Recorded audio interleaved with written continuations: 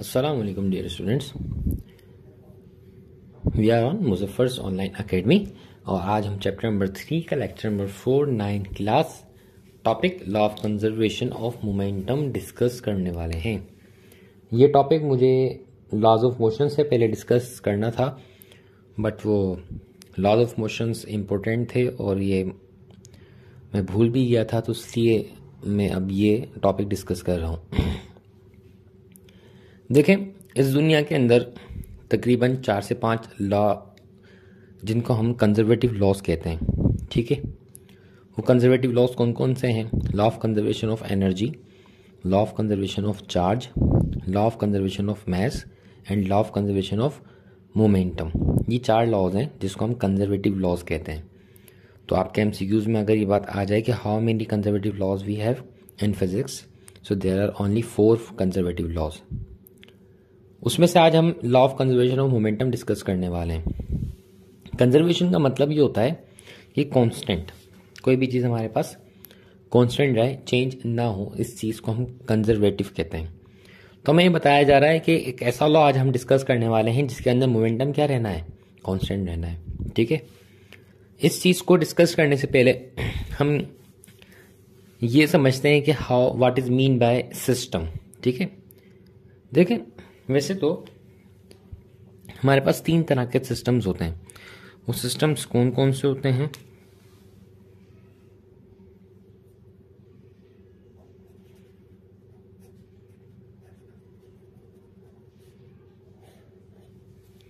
Systems कौन कौन से होते हैं? फर्स्ट वन इज, पहला हमारे पास है closed,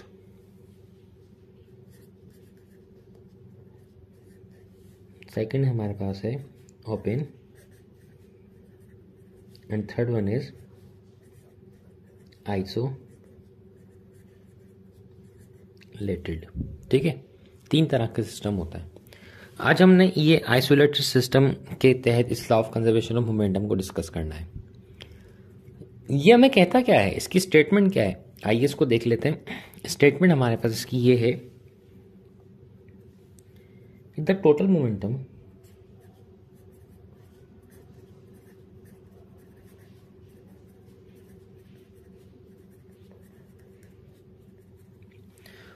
momentum of an isolated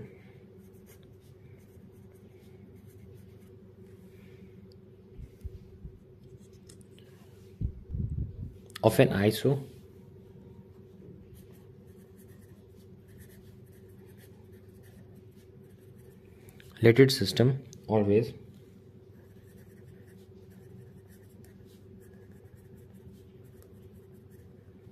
remains constant. मतलब जो टोटल मोमेंटम है किसका? आइसोलेटेड सिस्टम का। तो इसका जो टोटल मोमेंटम है वो क्या रहना चाहिए?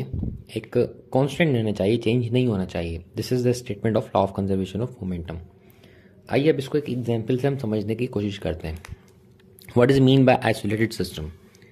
आइसोलेटेड सिस्टम है ही क्या? What is isolated system? देखिए, isolated system is based on 2 words. Iso mean same और लेटेड मीन सिस्टम कह रहे हो आप इसको, ग्रीक लैंग्वेज है, ठीक है।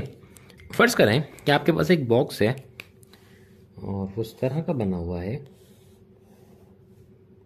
एक बॉक्स है। इस बॉक्स के अंदर कुछ ऑब्जेक्ट्स हैं और वो ऑब्जेक्ट्स आपके पास ए इस तरह से, बी है, ठीक है।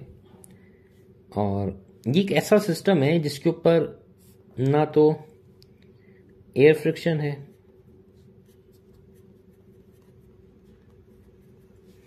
ठीक है, जिसके ऊपर ना तो एटमॉस्फेरिक प्रेशर अप्लाई हो सकता है, हम सपोज कर लेते हैं एटमॉस्फेरिक प्रेशर, और ना ही इस पे ग्रेविटेशनल फोर्स अप्लाई हो रही है, ग्रेविटेशनल फोर्स। तो एक ऐसा सिस्टम जिसके ऊपर एक्सटर्नल फोर्स अप्लाई ही ना होती हो, ये एक अजम्पशन है, ये एक हाइपोथेसिस है। इस तरह के सिस्टम को हम आइसोलेटेड सिस्टम का नाम देते हैं। ना एयर फ्रिक्शन, ना एटमॉस्फेरिक प्रेशर इसके ऊपर कोई इफेक्ट अपेल हो सकता हो, और ना ही ग्रेविटेशनल फोर्स इस सिस्टम के अंदर मौजूद ऑब्जेक्ट्स की चेंजिंग ला सकती हो। तो इस तरह के सिस्टम को हम क्या कहते हैं? आइसोलेटेड सिस्टम कहते हैं। आइए इस स्टेटमेंट को मजीद समझने की कोशिश करते हैं। डियर स्टूडेंट्स, आपके पास वो जो सिस्टम था वो कुछ इस तरह से बंधा हुआ था। टोटल मोमेंटम रिमेन्स कांस्टेंट, इसका क्या मतलब है? फर्स्ट करें आपके पास एक आइसोलेटेड सिस्टम है, वैक्यूम है, ठीक है, और इसमें दो ऑब्जेक्ट्स हैं ए एंड बी। इसके पास मास है और वेलोसिटी u है, इसके पास भी मास है और वेलोसिटी u है।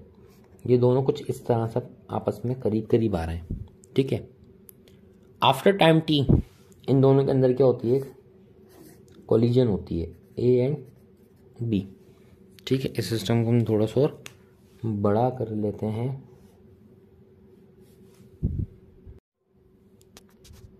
सो डियर स्टूडेंट्स, इस सिस्टम को हम और बड़ा कर लेते हैं, ठीक है। कॉलिजन होने के बाद क्या होगा?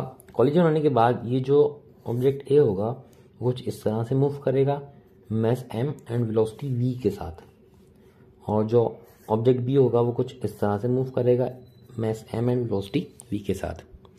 फर्स्ट कर लेते हैं कि यहाँ पर जो ऑब्जेक्ट बी था इसका मोमेंटम, आपके पास momentum of object B is equal to 10 newton second था, ठीक है। और ऑब्जेक्ट ए का आपके पास क्या मोमेंटम था? Momentum of body A is equal to 20 newton second. Collision के बाद हमने इनका मोमेंटम चेक किया, तो ऑब्जेक्ट बी का मोमेंटम क्या आया आपके पास? Let suppose P B is equal to 10 newton second, और ऑब्जेक्ट ए का क्या आया आपके पास? P A is equal to 20 newton second.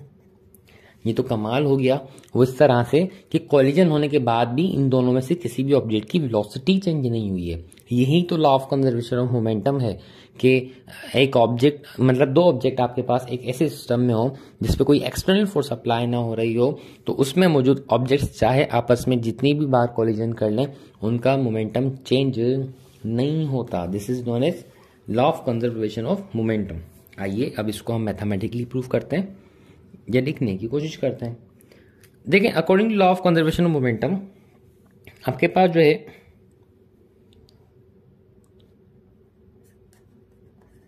Total momentum of system before collision is equal to the total momentum of system after collision। ऊपर वाली statement को हम कुछ इस तरह से लिख सकते हैं कि जो टोटल मोमेंटम है, किसका टोटल मोमेंटम? कि जो टोटल मोमेंटम है इस सिस्टम का बिफोर कोलिजन वो इक्वल है टोटल मोमेंटम इसी सिस्टम का आफ्टर कोलिजन, ठीक है। हमने ही कहा था कि आपके पास दो ऑब्जेक्ट्स थे, इनकी मैथमेटिकल एक्सप्रेशन लिख लेते हैं।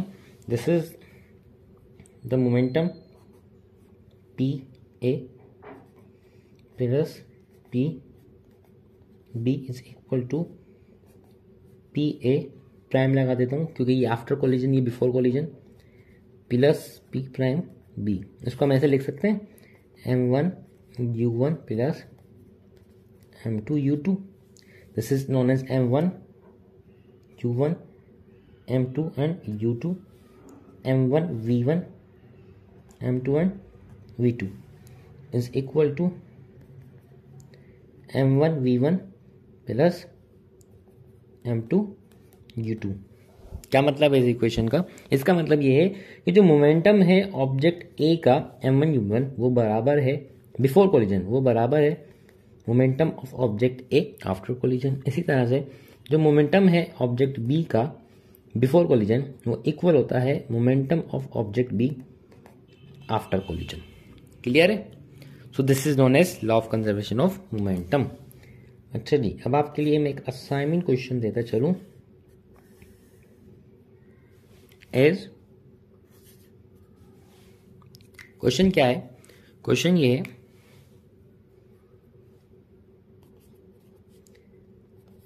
isolated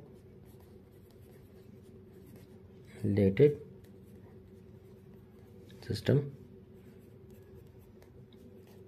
exist in our,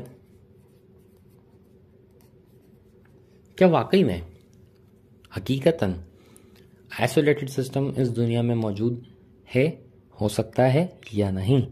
सो इसे कमेंट करके लाजमी बताइएगा। Take care of yourself. अल्लाह हाफिज।